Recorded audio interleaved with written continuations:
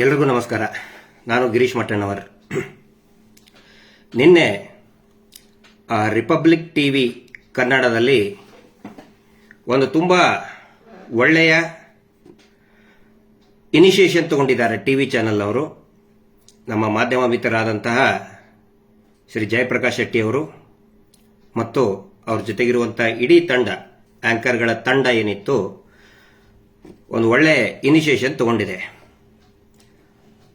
ಆನಂತರ ಸೌಜನ್ಯ ಪ್ರಕರಣದಲ್ಲಿ ಆಲ್ಮೋಸ್ಟ್ ಒಂದು ವರ್ಷ ಆದ ನಂತರ ಒಂದು ಸ್ಯಾಟಲೈಟ್ ಟಿವಿ ಚಾನೆಲ್ ಸೌಜನ್ಯ ಪ್ರಕರಣದ ಬಗ್ಗೆ ಮಾತನಾಡೋದಕ್ಕೆ ಪ್ರಾರಂಭ ಮಾಡಿದೆ. ಹೀಗಾಗಿ ನಮಗೆ ತುಂಬ ಒಂದು ಸಂತೋಷ ಮತ್ತು ಕಳಕಳಿಯಿಂದ ಅದನ್ನು ನಾವು ಸ್ವಾಗತ ಮಾಡ್ತೇವೆ. ಅದರಲ್ಲಿ ಕೊನೆಗೆ ಅವರು ಒಂದು ಮಾತು ಹೇಳ್ತಾರೆ. ಇಡೀ ಪೂರ್ತಿ ಎಂಟೈರ್ ಡಿಸ್ಕಷನ್ ಒಂದೊಂದು ಮಾತಿಗೂ ಕೂಡ ಹಿಂದೂ ದೇವಸ್ಥಾನದ ಮೇಲೆ ದಾಳಿ ಏಕೆ, ಅಪಪ್ರಚಾರ ಏಕೆ ಅಂತ ನಿರಂತರವಾಗಿ ಬರ್ತಾ ಇತ್ತು. 4 ಪ್ರಶ್ನೆಗಳನ್ನು ಅವರು ಕೇಳಿದ್ದಾರೆ. 4ರಲ್ಲಿನೂ ಕೂಡ ಅದೇ ಇದೆ. ನಮಗೂ ಕೂಡ ಸರ್ ಅದೇ ಇದೆ, ಅದೇ ಪ್ರಶ್ನೆನೇ ನಾವು ಕೇಳ್ತಾ ಇದ್ದೀವಿ. ಮಹೇಶ್ ಶೆಟ್ಟಿ ತಿಮ್ಮರೋಡಿ ಅವರು ಮತ್ತು ಅವ್ರದಕ್ಕಿಂತ ಬಿಫೋರ್ ಯಾರ್ಯಾರು ಹೋರಾಟ ಮಾಡಿದ್ರು, ಇಷ್ಟು ಧರ್ಮ ಕ್ಷೇತ್ರದಲ್ಲಿ ಮಲಿನ ಯಾಕೆ ಆಗ್ತಾ ಇದೆ ಅಂತ ಹೇಳಿ ಹೋರಾಟಗಾರರ ಪ್ರಶ್ನೆನೂ ಕೂಡ ಅದೇ. ಹೀಗಾಗಿ ನಾವೊಂದು ತೀರ್ಮಾನ ಮಾಡಿದ್ದೀವಿ. ಯಾಕಂತ ಹೇಳಿದ್ರೆ ನಮ್ಗೆ ಖುಷಿ ಆಗಿದೆ. ತಾವು ಅಂದ್ರೆ ಒಂದು ಸ್ಯಾಟಲೈಟ್ ಚಾನೆಲ್ನಲ್ಲಿ ಮಾತಾಡಿರೋದಕ್ಕೆ ಸ್ವಾಗತಿಸ್ತೇವೆ. ತಾವು ಹೇಳಿದ್ರಿ ಯಾರೇ ಸಾಕ್ಷಿ ಇದ್ರು ಏನೇ ಇದ್ರು ಕೂಡ ಬಂದು ತೋರಿಸಬಹುದು, ಸಾಕ್ಷಿನೇ ಇರಬೇಕು ಅಂತ ಹೇಳಿದ್ರಿ. Yes, agreed. ಒಂದು ನೇರವಾಗಿ ವಿಷಯಕ್ಕೆ ಬಂದ್ಬಿಡ್ತೀನಿ. ನಾನು ಏನು ಘಟನೆಯ ಬಗ್ಗೆ ಮತ್ತು ಹಾರರ್ ಆಫ್ ಧರ್ಮಸ್ಥಳದ ಹಾರರ್ ಭೀಕರತೆಯ ಬಗ್ಗೆ ಮತ್ತು ಸೌಜನ್ಯ ಪ್ರಕರಣದ ಬಗ್ಗೆ ತುಂಬಾ ಉಪಯುಕ್ತವಾದಂತಹ ದೃಶ್ಯಗಳನ್ನು, records, that may be words, visual or anything, ನಾನು ತೋರಿಸೋದಕ್ಕೆ ರೆಡಿ ಇದ್ದೇನೆ. ಕಂಡೀಷನ್ಸ್ ಇದೆ 1-2-3. ಏನು ಅಂತ ಹೇಳಿದ್ರೆ, ನಾನು ಅಲ್ಲಿ ಬಂದಾಗ ನಾನು ಕೊಡಬೇಕಾದ್ರೆ ನಾನು ಲೈವ್ ಅಲ್ಲಿನೇ ಕೊಡ್ತೀನಿ. ತಾವು ಲೈವ್ ಅಲ್ಲಿನೇ ನಮ್ಮನ್ನ ಮಾತಾಡಿಸಬೇಕು. ಲೈವ್ ಅಲ್ಲಿನೇ. ನಾನು ಜಾಸ್ತಿ ಮಾತಾಡೋದು ಇರುವುದಿಲ್ಲ. ಯಾಕಂದ್ರೆ ಕೊಡ್ತಕ್ಕಂತಹ ಏನಂತ ಹೇಳಿದ್ರೆ ರೆಕಾರ್ಡ್ಸ್ ಆ ಥರ ಇದೆ. ನಾವು ಮಾತಾಡೋದು ಇರುವುದಿಲ್ಲ ಅದರಲ್ಲಿ. ಒಂದನೇದ್ದು, ನೀವು ಲೈವ್ ಇರಬೇಕು. ಮತ್ತೆ ನಾನು ಕೂಡ ನಿಮ್ಮ ಚಾನಲ್ ಎಂಟ್ರಿ ಆದಾಗಿಂದ ಎಕ್ಸಿಟ್ ಆಗುವವರೆಗೆ ನನ್ನ ಫೇಸ್ಬುಕ್ ಲೈವ್ ಇರ್ತದೆ. ನಾನು ಲೈವ್ ಇದ್ದಾಗಲೇ ನಾನು ಹ್ಯಾಂಡ್ ಓವರ್ ಮಾಡ್ತೀನಿ. ಎರಡನೇದಾಗಿ, ನಾನು ಹ್ಯಾಂಡ್ ಓವರ್ ಮಾಡಿದ ತಕ್ಷಣನೇ ವಿದಿನ್ 2 ಮಿನಿಟ್ಸ್ ವಿದೌಟ್ ಎಡಿಟಿಂಗ್, ಏನು ಒಂದೇ ಒಂದು ಶಬ್ದ ಎಡಿಟ್ ಆಗಬಾರ್ದು ಅದರಲ್ಲಿ. ಆಸ್ ಇಟ್ ಈಸ್ ತಮ್ಮದು ಸ್ಕ್ರೀನ್ ಇದೆಯಲ್ಲ, ದೊಡ್ಡದು ಸ್ಕ್ರೀನ್ ಇದೆಯಲ್ಲ, ಆ ಸ್ಕ್ರೀನ್ ಅಲ್ಲಿ, ಯಾಕಂದ್ರೆ ನಾನು ಕೇಳಿದೆ ಟೆಕ್ನಿಕಲ್, ನನ್ ತಾಂತ್ರಿಕವಾಗಿ ನನಗಷ್ಟು ಗೊತ್ತಿಲ್ಲ. ತಮ್ಮ ಮೊಬೈಲಿಗೆ ಹೋದ್ಮೇಲೆ ಅದು ನಿಮ್ಮ ಒಂದು ಟೆಕ್ನಿಕಲ್ ಟೀಮ್ ಇರ್ತದೆ. ಆ ಟೆಕ್ನಿಕಲ್ ಟೀಮ್ ಇಂದ ಸ್ಕ್ರೀನಿಗೆ ಎಷ್ಟೊತ್ತಾಗುತ್ತೆ, ಮ್ಯಾಕ್ಸಿಮಮ್ 2 ಮಿನಿಟ್ಸ್ ಅಂತ ಹೇಳಿದ್ರೆ ಮೇ ಬಿ 5 ಮಿನಿಟ್ಸ್ ಅಂತ ತಗೊಳ್ಳಿ. ಮತ್ತೆ ಅದೆಲ್ಲವೂ ಕೂಡ ಈ ಕಮರ್ಷಿಯಲ್ ಬ್ರೇಕ್ ಇದ್ದ ಟೈಮ್ ಆಗಿ ಇರಬಾರ್ದು. ಬಂದ ತಕ್ಷಣನೇ ಲೈವ್ ಅಲ್ಲೇ ಹ್ಯಾಂಡ್ ಓವರ್ ಮಾಡ್ತೀನಿ ನಾನು. ಲೈವ್ ಅಲ್ಲೇ ನೀವು ತೋರಿಸ್ಬೇಕು, ಅದನ್ನ ತೋರಿಸಲೇಬೇಕು ವಿದೌಟ್ ಎಡಿಟಿಂಗ್. ಒಂದನೇದ್ದು ಲೈವ್, ನೀವು ಕೂಡ ಲೈವ್ ಇರಬೇಕು. ಅದರಲ್ಲಿ ನನ್ನ ಫೇಸ್ಬುಕ್ ಕೂಡ ಒಂದು ವೇಳೆ ಇದು ಬ್ಲಾಕ್ ಆಗದೆ ಹೋದ್ರೆ, ರಿಪೋರ್ಟ್ ಆಗಿ ಬಹಳ ಹರಸಾಹಸ ಪಡ್ತಾ ಇದ್ದಾರೆ. ರಿಪೋರ್ಟ್ ಮಾಡಿ, ಮುಂಚೆ ಒಂದಿತ್ತು ನಂದು ಗಿರೀಶ್ ಮಟ್ಟಣ್ಣವರು ಇತ್ತು, ಅದನ್ನ ಬ್ಲಾಕ್ ಮಾಡಿಸಿದ್ರು ಸುಮಾರು ಜನರ ಕಡೆ ಅಂತ ಹೇಳಿ. ಪೇಡ್ ಒಂದಿಷ್ಟು ಇದನ್ನಿದ್ದಾರೆ ಮಾಡಿ ಬ್ಲಾಕ್ ಮಾಡಿಸಿದ್ರು. ಒಂದು 10,000 ಫಾಲೋವರ್ಸ್ ಇದ್ರು ಒಂದು ತಿಂಗಳಲ್ಲಿ. ಈಗ 20,000 ಫಾಲೋವರ್ಸ್ ಇದ್ದಾರೆ ಇನ್ನೊಂದು ಅಕೌಂಟ್ ಅಲ್ಲಿ. ಅದನ್ನು ಕೂಡ ಬ್ಲಾಕ್ ಮಾಡ್ಸಕ್ ನೋಡ್ತಾ ಇದ್ದಾರೆ. ಅಕಸ್ಮಾತ್ ಬ್ಲಾಕ್ ಆಗಲಿಲ್ಲ ಅಂದ್ರೆ ಇದೇ ನಂಬರಿನ ಫೇಸ್ಬುಕ್ ನಲ್ಲಿ ಲೈವ್ ಇರ್ತೀನಿ. ಬ್ಲಾಕ್ ಆದ್ರೆ ಇನ್ನೊಬ್ರು ಬರ್ತಾರೆ, ನನ್ನ ಜೊತೆಗೆ ಇನ್ನೊಬ್ರು ಬರ್ತಾರೆ, ಅವ್ರ ಲೈವ್ ಅಲ್ಲಿ ಇರ್ತಾರೆ. ಆ ಲೈವ್ ಅಲ್ಲಿ ನಾವು ಏನು ಮಟೀರಿಯಲ್ ಕೊಡ್ತೀನಲ್ಲ ಅದನ್ನ as it is without editing ಪೂರ್ತಿಯಾಗಿ ನೀವು ತೋರಿಸಬೇಕು. ಆಗುತ್ತಾ? ನಾನು ಕೇಳ್ತಾ ಇದ್ದೀನಿ ನಿಮಗೆ. ಮೂರನೇದ್ದು, ಪ್ರೊಟೆಕ್ಷನ್ ಆಫ್, ಈಗ ಏನು ವಿಟ್ನೆಸ್ ನಾನು ತೋರಿಸ್ತೀನಲ್ಲ ಅವ್ರಿಗೊಂದು ಪ್ರೊಟೆಕ್ಷನ್ ಅಂತ ಬೇಕಲ್ಲ. ಈಸಿಯಾಗಿ ಹೇಳಿಬಿಡ್ಬೋದು. ಪೊಲಿಟಿಕಲ್ ಅಲಿಗೇಷನ್ ಮಾಡೋದು ತುಂಬಾ ಸುಲಭ, ಅಥವಾ ಇನ್ಯಾವುದಾದ್ರೂ ಇಶ್ಯೂ ಬಗ್ಗೆ ಅಲಿಗೇಷನ್ ಮಾಡೋದು ತುಂಬಾ ಸುಲಭ. ಆಯ್ತು, ಸಾಕ್ಷಿ ಇದ್ರೆ ತಗೊಂಡು ಬನ್ನಿ ಅಂತ ಹೇಳ್ತಿದ್ರಲ್ಲ, it is a most sensitive criminal ಕೇಸಿಗೆ, brutal rape and gang rape and murder ಕೇಸಿಗೆ ಸಂಬಂಧಪಟ್ಟಂತದ್ದು. ಹಿಂದೆ ನಡೆದಂತದ್ದು ಯಾಕೆ ಪ್ರಕರಣ ಇದು ಸರಿಯಾದ ದಿಕ್ಕಿನಲ್ಲಿ ಸಾಗಲಿಲ್ಲ ಅಂತ ಹೇಳಿದ್ರೆ, ನಿರಂತರವಾಗಿ ಸಾಕ್ಷಿಗಳನ್ನ ಕೊಲ್ತಾನೆ ಬಂದ್ರು. ಹಿಂಗಾಗಿ ಅದು ರಿಪೀಟ್ ಆಗೋದು ಬೇಡ ಅಂತ ಹೇಳಿ ಪ್ರೊಟೆಕ್ಷನ್ ಆಫ್ ವಿಟ್ನೆಸ್ ಅದರ ಜವಾಬ್ದಾರಿ ತಗೋಬೇಕು. ಖಂಡಿತ ನೀವು ನಾಳೆ ಅಂದ್ರೆ ನಾಳೆ ಬರ್ತೀನಿ, ಐ ಆಮ್ ರೆಡಿ, ಓಡಿ ಹೋಗ್ತಾ ಇಲ್ಲ ನಾವು. ದಯವಿಟ್ಟು ನಮಗೊಂದು ಅವಕಾಶ ಕೊಡಿ. ಆನಂತರ ನೀವು ಕೇಳಬಹುದು, ಏನ್ ತೋರಿಸ್ತೀರಿ ನೀವು, ಏನ್ ತೋರಿಸ್ತೀರಿ, ನಾನು ಈಗ ಹೇಳಲ್ಲ. ಆ ನಂತರ ನಾನು ನಿಮಗೆ ಎನ್ಶೋರ್ ಮಾಡ್ತಾ ಇದ್ದೇನೆ, ನಾನು ನಿಮಗೆ ಪ್ರಾಮಿಸ್ ಮಾಡ್ತಾ ಇದ್ದೇನೆ, ಎಲ್ಲರ ಮುಂದೆ ಲೈವ್ ಅಲ್ಲೇ ಪ್ರಾಮಿಸ್ ಮಾಡ್ತಾ ಇದ್ದೇನೆ, ಅದು ಯಾವೂ ಕೂಡ AI ಟೆಕ್ನಾಲಜಿ ಯೂಸ್ ಮಾಡಿದಂಥದ್ದಲ್ಲ. ಈಗ ಅಂದ್ರೆ ಅವರೊಂದೇನೋ ತೋರಿಸ್ಬಿಟ್ರು, ನಾವೊಂದು ವಿಡಿಯೋ ಮಾಡಬೇಕು, ನಾವೊಂದು ವಿಡಿಯೋ ಮಾಡಿದ್ವಿ, ಅದನ್ನ ನೀವು ತೋರಿಸ್ರಿ, ಖಂಡಿತ ಅಲ್ಲ. ಆ ನಂತರ ನಾನು ಡಿಬೇಟಿಗೆ ಬರುವುದಿಲ್ಲ, ನಾಟ್ ಅ ಡಿಬೇಟ್. ನೋಡಿ, ನನ್ನ ನಂಬಿ, ಪ್ಲೀಸ್ ನಮ್ಮನ್ನ ನಂಬಿ ಅಂತ ಹೇಳೋದಕ್ಕೆ ನಾನು ಬರ್ತಾ ಇಲ್ಲ.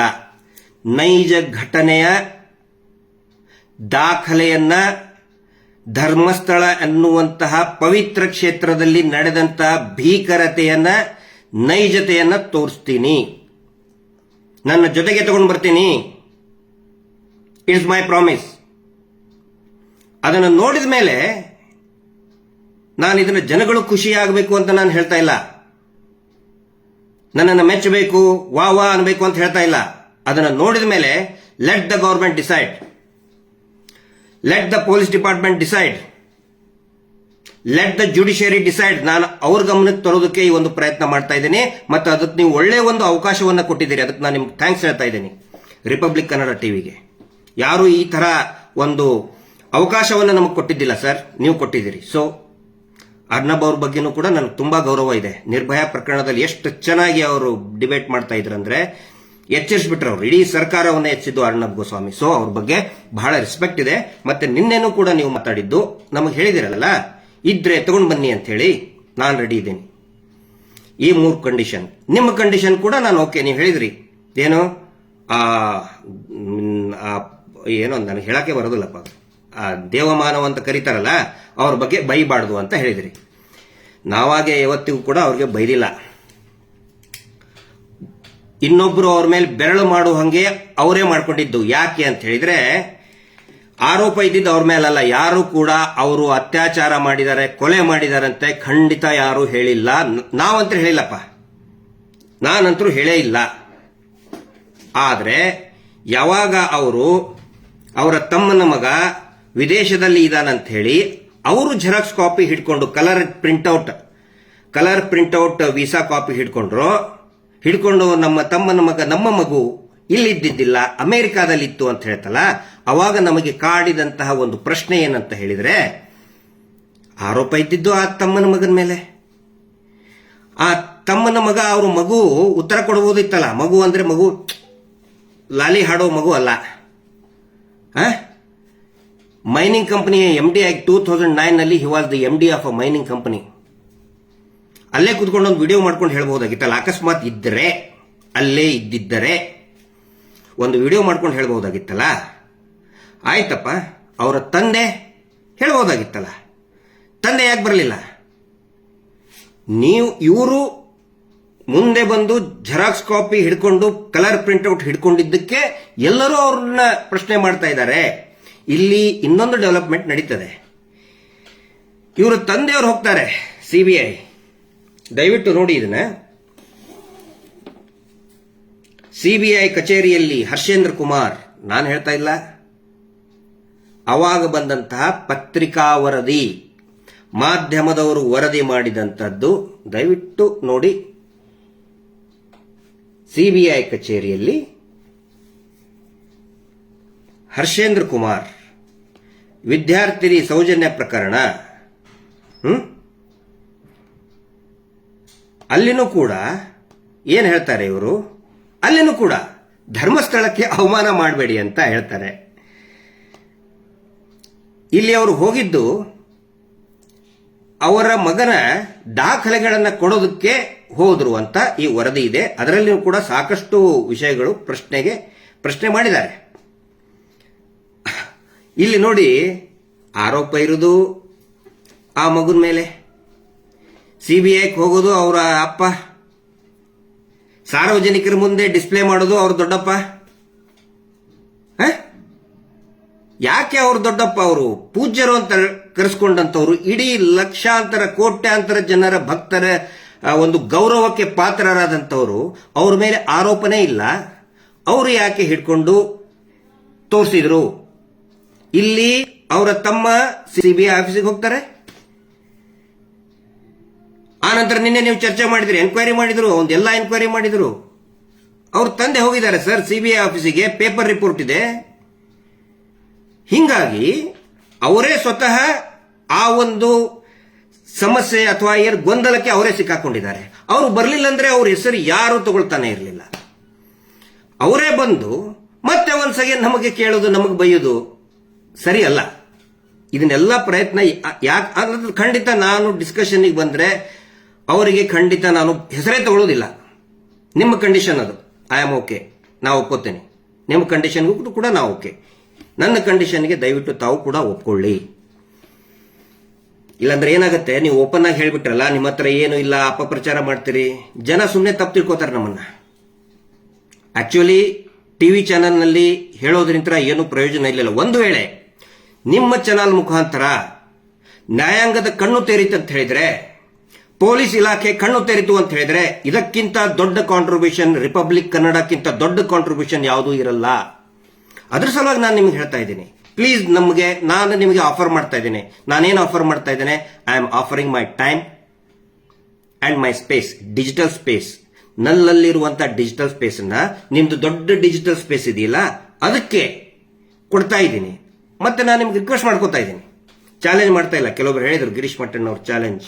ನಾನು ಯಾವತ್ತಿಗೂ ಕೂಡ ಇದುವರೆಗೂ ಯಾರಿಗೂ ಚಾಲೆಂಜ್ ಮಾಡಿಲ್ಲ, ಸೌಜನ್ಯ ಪ್ರಕರಣದಲ್ಲಿ ಮಾಡೋದು ಇಲ್ಲ. ಚಾಲೆಂಜ್ ಮಾಡಿದರೆ ಅಹಂಕಾರ ಆಗುತ್ತೆ. ನಾವು ಹೇಳಿದ್ದೇ ಸರಿ, ಇದುವರೆಗೂ ಕೂಡ ನಾವು ಹೇಳಿದ್ದೇ ಸರಿ ಅಂತ ನಾನು ಸುಮ್ಮನೆ ಬೊಗಳೆ ಬಿಟ್ಟಿಲ್ಲ. ಪ್ರತಿಯೊಂದನ್ನು ಕೂಡ ದಾಖಲೆಯ ಆಧಾರದ ಮೇಲೆ ಮಾತಾಡಿದ್ದೇನೆ. ಅದಕ್ಕೆ ದಯವಿಟ್ಟು ರಿಪಬ್ಲಿಕ್ ಟಿವಿಯ ಸ್ನೇಹಿತರು, ನಮ್ಮ ಏನು ಜಯಪ್ರಕಾಶ್ ಶೆಟ್ಟಿ ಅವರು ಹೇಳಿದ್ದಾರೆ, ಅವರ ಆಹ್ವಾನವನ್ನ ಸಂಪೂರ್ಣವಾಗಿ ನಾನು ಒಪ್ಕೊಂಡಿದ್ದೇನೆ. ಮತ್ತೆ ರಿಯಲ್ ಸ್ಟಫ್ ತಗೊಂಡು, ಒಂದು ವೇಳೆ ಅದೇನಾದ್ರು ರಿಯಲ್ ಸ್ಟಫ್ ಇರಲಿಲ್ಲ ಅಂತ ಹೇಳಿದ್ರೆ ಹಿಗ್ಗಾಮಗ್ಗ ಹೋಗಿರಿ. ನನ್ನಲ್ಲಿ ನಿಮ್ಮ ಸ್ಟುಡಿಯೋದಲ್ಲೇ ನಿಮ್ಮ ಮುಂದೆ ಕುಂದಿಸ್ತಿದ್ದೀನಿ, ಕುತ್ಕೊಂಡವನ್ನ ಎಬ್ಸಕ್ ಹೇಳಿ, ನನಗೆ ಹೇಳಕ್ ಹೇಳಿ, ಎತ್ಕೊಳ್ರಿ ಅಂತ ಹೇಳಿ ಎದ್ದು ನಿಲ್ಲಿಸಿ ನನಗೆ ಹಿಗ್ಗಾಮುಗ್ಗ ಹೋಗಿರಿ ಜಯಪ್ರಕಾಶ್ ಶೆಟ್ಟಿ ಅವರೇ, ಮತ್ತು ನಿಮ್ಮ ಎಲ್ಲಾ ಆಂಕರ್ಗಳು ಸೇರಿ ಹಿಗ್ಗಾಮುಗ್ಗ ಹೋಗಿರಿ. ಒಂದು ವೇಳೆ ಅದು ನೈಜ ಚಿತ್ರಣ, ಭೀಕರತೆಯ ನೈಜ ಚಿತ್ರಣ ತೋರಿಸದೆ ಹೋಗಿದ್ರೆ, ಆರ್ಟಿಫಿಷಿಯಲ್ ರಿಮೇಕ್ ಆಗಿದ್ರೆ, ಎಐ ಟೆಕ್ನಾಲಜಿ ಯೂಸ್ ಮಾಡಿದ್ರೆ ಎಬ್ಬಸ್ ನಿಂದ್ರಿಸಿ ಹೋಗಿರಿ ನನಗೆ.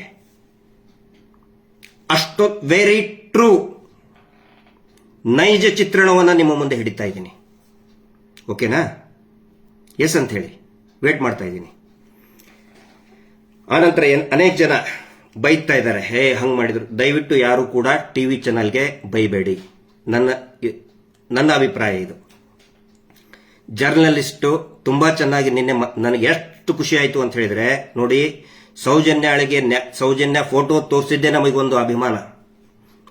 ಹೌದು, ಆ ಮಗಳದು ಯಾರು ಸ್ಯಾಟಲೈಟ್ ಟಿವಿ ಚಾನಲ್ ಅಲ್ಲಿ ನ್ಯಾಯ ಸಿಗಲೇಬೇಕು ಅಂತ ತೋರಿಸಲಿಲ್ಲ, ರಿಪಬ್ಲಿಕ್ ಟಿವಿ ತೋರಿಸಿದ್ದಾರೆ. ಯೂಟ್ಯೂಬ್ ನಲ್ಲಿ ಸುಮಾರು ಬಂದಿದೆ. ಥ್ಯಾಂಕ್ಸ್. ಅಂದ್ರೆ ಈ ಹೋರಾಟ ನಿಂತಿದ್ದೆ ಯೂಟ್ಯೂಬ್ ಚಾನಲ್ಗಳಿಂದಾನೆ. ಪೇಜ್ಗಳು, ಇಂಟರ್ನೆಟ್ ಪೇಜಸ್ ಏನೇನಿರ್ತದಲ್ಲ, ಇನ್ಸ್ಟಾ, ಫೇಸ್ಬುಕ್, ಅವ್ರ ತರ. But for the first time ಒಂದು ಟಿವಿ ಚಾನಲ್, ಒಂದು ಸ್ಯಾಟಲೈಟ್ ಚಾನಲ್ ಗಟ್ಟಿಯಾಗಿ ನಾವು ನ್ಯಾಯ ಕೊಡಿಸ್ತೀವಿ ಅಂತ ಹೇಳಿದಾರಲ್ಲ, ಅದ್ರ ಸಲುವಾಗಿ ಹೇಳ್ತಾ ಇದ್ದೇನೆ, ದಯವಿಟ್ಟು take care of the protection of the witness. ಎಲ್ಲರದ್ದು ನಾನು ಹೇಳ್ತಾ ಇಲ್ಲ. ಆಮೇಲೆ ನಾನು ನಿಮ್ಮ ಹತ್ರ ಬಂದಾಗ ಇಡೀ ಪ್ರಕರಣದ್ದೆಲ್ಲ ಹೇಳ್ತಾ ಇಲ್ಲ, ಓನ್ಲಿ ಒಂದು ಸಣ್ಣ ತುಣುಕು ಹೇಳ್ತಾ ಇದ್ದೇನೆ. ಓನ್ಲಿ ಒಂದು small portion, very small portion of the horror at the place called Dharmasthala original ತೋರಿಸ್ತಾ ಇದ್ದೀನಿ. ಸೊ ಸೌಜನ್ಯ ಪ್ರಕರಣಕ್ಕೂ ಕೂಡ ಸಂಬಂಧಪಟ್ಟಂತೆ ಒಂದು ವೇಳೆ ನಾನು ಯಾಕೆ ಪ್ರೊಟೆಕ್ಷನ್ದ್ದು ಕೂಡ ನೀವು ಜವಾಬ್ದಾರಿ ತಗೊಳ್ಳಿ ಅಂತ ಹೇಳ್ತಾ ಇದ್ದೀನಿ ಅಂತ ಹೇಳಿದ್ರೆ ನಾಳೆ ಹೇಳಿದ ತಕ್ಷಣನೇ ಅವನು ಇರ್ತಾನೋ ಇಲ್ಲೋ ಗೊತ್ತಿಲ್ಲ. ಸೊ ಅದ್ರ ಬಗ್ಗೆ ತಾವು ತಮ್ಮ ಲೀಗಲ್ ಟೀಮ್ ಬೇಕರ ಜೊತೆಗೆ ಚರ್ಚೆ ಮಾಡಿ, ನಮ್ಮ ಲಾಯರ್ ಜೊತೆಗೂ ಕೂಡ ನಾನು ಚರ್ಚೆ ಮಾಡ್ತೀನಿ. ಎಸ್ ಅಂತ ಹೇಳಿದ್ರೆ ವಿಲ್ ಗೋ ಹೆಡ್. ಅದರಿಂದ ಆದರೂ ಕೂಡ ಈ ರಾಜ್ಯದ ನ್ಯಾಯಾಂಗ ವ್ಯವಸ್ಥೆ ಕಣ್ಣು ತೆರೆಯಲಿ ಅನ್ನೋದು. ಆನಂತರ ಇನ್ನೂ ಸಾಕಷ್ಟು ಇದನ್ನಾಯ್ತು. ನೀವು ಮಾತಾಡಿದ್ರ ಬಗ್ಗೆ ಇಷ್ಟೇ ಮಾತಾಡ್ತೀನಿ, ಇನ್ನೊಬ್ಬರು ಹೇಳಿದ್ರ ಬಗ್ಗೆ ನಮ್ಗೆ ಯಾವುದೇ ಇದನ್ನಿಲ್ಲ, ಕನ್ಸರ್ನ್ ಇಲ್ಲ. ಇವತ್ತು ನಾನು ಮಾತಾಡಿದೆ, ಆ ವ್ಯಕ್ತಿಗೆ ಕ್ರಿಮಿನಲ್ ಪ್ರೊಸೀಜರ್ ಸಿಸ್ಟಮ್ ಅಂತ ಏನು ಕೂಡ ಗಂಧ ಗಾಳಿ ಗೊತ್ತಿಲ್ಲ. ಬರೀ ಒಂದಿಷ್ಟು ಕಮೆಂಟ್ ಹಾಕೋರು, ಪೇಡ್ ಕಮೆಂಟ್ ಹಾಕೋರು ವಾ ಅನ್ನೋದ್ರ ಸಲುವಾಗಿ ಮಾತಾಡಿದ್ರೆ ಅಲ್ಲ, ವಾದ ಮಾಡೋದ್ರ ಸಲುವಾಗಿ ನಾವು ಮಾತಾಡಬಾರ್ದು, ನ್ಯಾಯದ ಸಲುವಾಗಿ ಮಾತಾಡಬೇಕು. ಒಂದು ಕ್ರಿಮಿನಲ್ ಜಸ್ಟಿಸ್ ಸಿಸ್ಟಮ್ ಯಾವ ರೀತಿ ಪ್ರೊಸೆಸ್ ನಡೀತದೆ, ಒಂದು ಸಿ ರಿಪೋರ್ಟ್ ಅಂದ್ರೆ ಏನು, ಅಕ್ಯೂಸ್ಡ್ ಅಂದ್ರೆ ಏನು, ಸ್ವತಃ ಅಕ್ಯೂಸ್ಡ್ ಅಂತ ಪ್ರಾಸಿಕ್ಯೂಷನ್ ಬರೀತಾರೆ. ಏನೋ ಕ್ರೈಮ್ ನಂಬರ್ 234/12 ಅಲ್ಲಿ ಆನೆ ಮಾವುತನ ಪ್ರಕರಣ 234/12, ಸೌಜನ್ಯ ಪ್ರಕರಣ 250/12, ಬೆಳ್ತಂಗಡಿ ಪೊಲೀಸ್ ಸ್ಟೇಷನ್. ಈ ವ್ಯಕ್ತಿ ಹೇಳ್ತಾನೆ, ನಾನು ಪದೇ ಪದೇ ಕರಿತಾನೆ ಇರ್ತಾನೆ, ಡಿಬೇಟಿಗೆ ಬನ್ನಿ. ಇವತ್ತಾವ್ ಕರೆದು ಅವನೇ ಓಡ್ ಹೋಗ್ತಾ ಇದ್ದಾನೆ, ಎಷ್ಟೊತ್ತಿಗೆ ಮುಗಿಸ್ತಾ ಇದ್ದೀರಿ ಇದನ್ನ ಅಂತ ಹೇಳಿ. ಅಂದ್ರೆ ನಾನು ಏನ್ ಹೇಳ್ತಾ ಇದ್ದೀನಿ, ಐ ರೆಸ್ಪೆಕ್ಟ್ ಡಿಬೇಟ್. ಆದ್ರೆ ನಾವು ಡಿಬೇಟ್ ಮಾಡುವಂತಹ ವ್ಯಕ್ತಿಗಳಿಗೆ ಒಂದು ಎಕ್ಸ್ಪೀರಿಯನ್ಸ್ ಇರಬೇಕು ಅಥವಾ ನಾಲೆಜ್ ಇರಬೇಕು.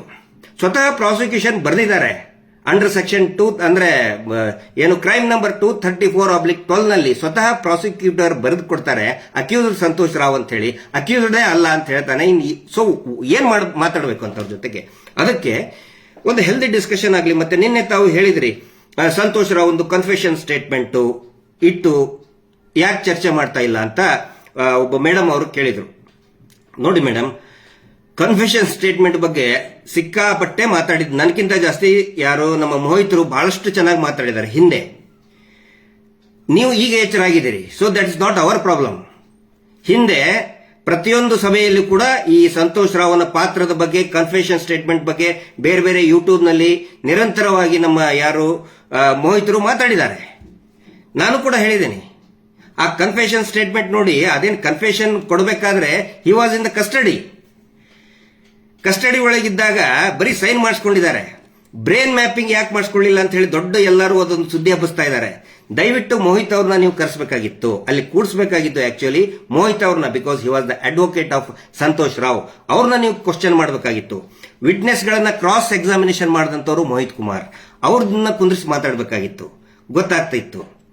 ಬ್ರೈನ್ ಮ್ಯಾಪಿಂಗ್ ಬಗ್ಗೆ ಬಹುಶಃ he is the very right person. ಅಂದ್ರೆ ಸಂತೋಷ್ ರಾವ್ ಯಾಕೆ ಸಹಿ ಮಾಡಲಿಲ್ಲ ಅಂತ ಅಂದ್ರೆ ಯಾಕೆ ಮಾಡಿಸ್ಕೊಳಕ್ ಒಪ್ಪಲಿಲ್ಲ ಅಂತ ಹೇಳ್ತಾರಲ್ಲ, ಅವರ ಪ್ರಕಾರ ಆ ಸಿಗ್ನೇಚರ್ ಸಂತೋಷ್ ರಾವ್ದೇ ಅಲ್ಲ. ನೀವು ತೋರಿಸ್ತಾ ಇದ್ರಲ್ಲ ಪದೇ ಪದೇ ಪದೇ ನೋಡಿ, ಇವನು ಯಾಕೆ ಬೇಡ ಅಂತ ಹೇಳಿದ ಅಂತ ಹೇಳಿ, ಸಂತೋಷ್ ರಾವ್ದೇ ಅಲ್ಲ. ಕಸ್ಟಡಿ ಒಳಗಿದ್ದಾಗ, ಆ ಟೈಮ್ ನಲ್ಲಿ ಸಂತೋಷ್ ರಾವ್ ಕಸ್ಟಡಿ ಒಳಗಿರ್ತಾನೆ. ಕಸ್ಟಡಿ ಒಳಗಿದ್ದಾಗ ಬ್ರೈನ್ ಮ್ಯಾಪಿಂಗ್ ಬಗ್ಗೆ ಏನಾದರೂ ಏನು ಪರ್ಮಿಷನ್ ತಗೋಬೇಕಂದ್ರೆ first they have to invite their advocate ಕರೆದಿಲ್ಲ. ಮೋಹಿತರು ಹೇಳೋ ಪ್ರಕಾರ, ಅವರ ವಕೀಲರು ಅಡ್ವೊಕೇಟ್ ಹೇಳೋ ಪ್ರಕಾರ ಅದು ಸಂತೋಷನ ಸಿಗ್ನೇಚರೇ ಅಲ್ಲ. ಅದನ್ನ ಚರ್ಚೆ ಆಗಬೇಕು ಅಂತ ಹೇಳಿದ್ರೆ ಕನ್ಸರ್ನ್ ಅಡ್ವೊಕೇಟ್ ಯಾರಿದ್ದಾರೆ ಅವ್ರನ್ನ ಕುದುರಿಸ್ಕೊಂಡು ಮಾತಾಡಬೇಕಾಗಿತ್ತು. ಇದ್ರೆ ಇನ್ನೂ it would have been a very healthy. ನೀವು ಅವ್ರನ್ನ ಯಾಕೆ ಕರೆದ್ರಿ, ಇವ್ರನ್ನ ಯಾಕೆ ಕರೆದಿ, ದಟ್ಸ್ ನಾಟ್ ಮೈ ರೈಟ್. ನೀವು ಯಾರನ್ನಾದ್ರೂ ಕರೀರಿ, ಆದ್ರೆ ಪ್ರಾಪರ್ ಪರ್ಸನ್ ಅನ್ನ ಕರೆಸಿ ಮಾತಾಡಬೇಕಾಗಿತ್ತು. ಇನ್ನು ಸುಮಾರು ವಿಷಯ ಇದೆ ಅದ್ರ ಬಗ್ಗೆ ಹೇಳೋದಕ್ಕೆ, ಯಾಕಂದ್ರೆ ನಿನ್ನೆ ಬಗ್ಗೆ ಅದನ್ನು ಕೂಡ ಬೇಕಾದ್ರೆ ನಾ ಬಂದಾಗ ಮಾತಾಡ್ತೀನಿ, ವಿಶ್ಲೇಷಣೆ ಮಾಡ್ತೀನಿ. ಬಟ್ ಮೇನ್ ಇರೋದು ನಾನು ಚರ್ಚೆ, ಹರಟೆ, ಡಿಬೇಟ್ ನೋ, ಅದಕ್ಕೆ ಬೇಡ. ನಾನು ಬರೋದು ಒನ್ಸ್ ಅಗೇನ್ ಐ ರಿಪೀಟ್, ನಾನು ತಗೊಂಡು ಬಂದಂತಹ ಮಟೀರಿಯಲ್ ಏನಿದೆ, ದ ಒರಿಜಿನಲ್ ಸ್ಟಫ್ ಏನಿದೆ, ಅದನ್ನ ನಾನು ಲೈವ್ ಅಲ್ಲೇ ಕೊಡ್ತೀನಿ. ಲೈವ್ ಅಲ್ಲೇ ಪೂರ್ತಿ ರಿಸೀವ್ ಮಾಡ್ಕೋಬೇಕು. ಅಟ್ ದ ಸೇಮ್ ಟೈಮ್ ನಾನು ಕೂಡ ನನ್ನ ಫೇಸ್ಬುಕ್ ಅಲ್ಲಿ ಲೈವ್ ಅಲ್ಲಿ ಇರ್ತೀನಿ. ಮತ್ತೆ ಒಂದೇ ಒಂದು ಶಬ್ದವೂ ಕೂಡ ಎಡಿಟ್ ಆಗೋ ಹಂಗಿಲ್ಲ, ಕೊಟ್ಟ ತಕ್ಷಣನೇ ಸ್ಕ್ರೀನ್ ನಲ್ಲಿ ಬರಬೇಕು. No editing, protection of the witness. ಇಷ್ಟಾದ್ರೆ ಖಂಡಿತ ಬರ್ತೀನಿ. ಹೆಂಗಿದೆ offer? It's a request, not a challenge. ಹ್ಞೂ ಅಂತೀರಾ? ಹ್ಞೂ ಅಂತೀರಾ? ವೇಟ್ ಮಾಡ್ತಾ ಇದ್ದೀನಿ. Justice for Soujanya. ನಮಸ್ತೆ.